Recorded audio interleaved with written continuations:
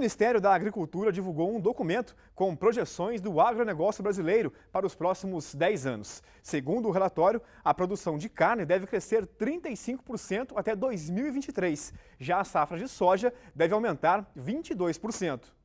A produção de carne, bovina, suína e de aves deve passar das atuais 25 milhões de toneladas para 35 milhões e 800 mil em 2023, um crescimento de 35%. Já a safra de café deve variar pouco, apenas 4,4%, saltando do recorde do ano passado, de 51 milhões de sacas de 60 quilos para 54 milhões. Em relação ao açúcar, a expectativa é de a produção nacional subir 22,5%, das atuais 36 milhões de toneladas para mais de 44 milhões. O documento com as projeções para o agronegócio em 2022 e 2023 foi apresentado aqui na sede do Ministério da Agricultura. Em relação aos grãos, a expectativa é de que a produção atual, que foi de 184 milhões de toneladas, suba em 2022 e 2023 para 223 milhões. Mas há um potencial para um crescimento ainda maior, chegando a um volume de grãos de 274 milhões de toneladas. Na soja, a produção deve passar de 81 milhões de toneladas nesta safra para mais de 99 milhões em 2023, um acréscimo de 22%. Já a projeção para o milho é de uma safra de mais de 93 milhões de toneladas, 20% superior ao volume de 78 milhões de toneladas colhido na safra atual. Os números da projeção para o agronegócio foram mostrados pelo ministro da Agricultura, Antônio Andrade, e por técnicos da pasta. O ministro mostrou-se bastante otimista quanto ao estudo. Nós que temos aumentado cada vez mais a nossa produtividade, aumentamos muito mais a nossa produção pela a produtividade, o aumento de produtividade, do que pelas novas áreas que hoje abrimos no nosso país. Isso nos enriquece e isso nos garante uma tranquilidade. E de acordo com especialistas que participaram do Congresso Internacional da Carne em Goiânia, o Brasil deve ser o maior fornecedor do alimento para o mundo. Mas para isso acontecer, é necessário que o governo faça investimentos em infraestrutura e consiga garantir a competitividade brasileira. Dentre os países produtores de carne no mundo, o Brasil é o que reúne mais condições de suprir a demanda adicional por proteína animal no globo, seguido dos Estados Unidos, que perdem no suprimento pela limitação da área de produção agrícola.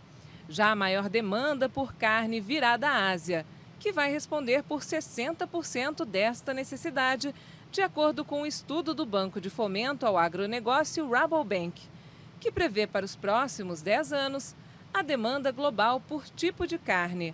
A de frango, mais barata e sem restrições religiosas, é a que mais vai crescer, 16%, seguida pela carne bovina, 14%, e suína, 10%. Quanto à competitividade, apesar de ter produção em larga escala, o Brasil perde para outros países produtores de carne em relação aos custos para fora da porteira. A nossa energia e logística, por exemplo, são muito mais caras que as dos Estados Unidos. Eu acredito que um dos pontos-chave é nós melhorarmos o custo Brasil, reduzir o custo Brasil, que seria uma melhora das condições logísticas, uma redução, uma otimização tributária e uma redução do custo de energia. Isso contribuiria muito para o aumento da competitividade do Brasil no mercado internacional. O economista Gustavo Loyola, ex-presidente do Banco Central do Brasil, analisa o futuro do mercado de carnes conforme o cenário econômico dos principais países consumidores. Ele afirma que o crescimento nos próximos anos vai ser razoável e de forma desigual. Para ele, um ponto de atenção para o Brasil é a necessidade de mudança na política comercial. O Brasil precisa ter uma política, voltar a ter uma política comercial mais voltada para a abertura de mercados, queda de barreiras, enfim. E eu acho que a falta dessa política comercial, ela acaba prejudicando muito mais o agronegócio do que as outras áreas, principalmente a indústria, né? Porque o agronegócio realmente é o carro-chefe das exportações brasileiras. Para promover a sanidade animal brasileira em regiões distantes e com poucos recursos, o Instituto Biológico de São Paulo desenvolveu laboratórios móveis de alta tecnologia. O objetivo é evitar doenças em animais e aumentar a oferta de proteína para a população de países carentes.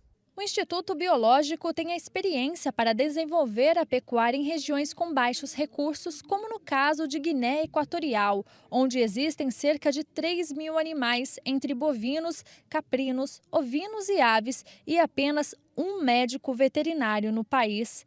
Os laboratórios foram montados em containers para facilitar o deslocamento das pesquisas pelo país africano. Cada um dos 5 containers tem funções diferentes e todos têm equipamentos necessários para fazer diagnóstico de diversas doenças, como brucelose, febre aftosa e raiva.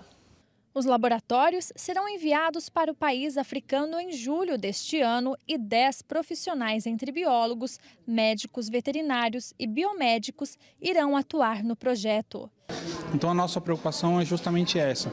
Primeiro, descobrir o status sanitário, porque por enquanto é desconhecido, não tem nenhum diagnóstico, nenhum levantamento, para depois começar a criar frentes para melhorar a pecuária da Guiné Equatorial.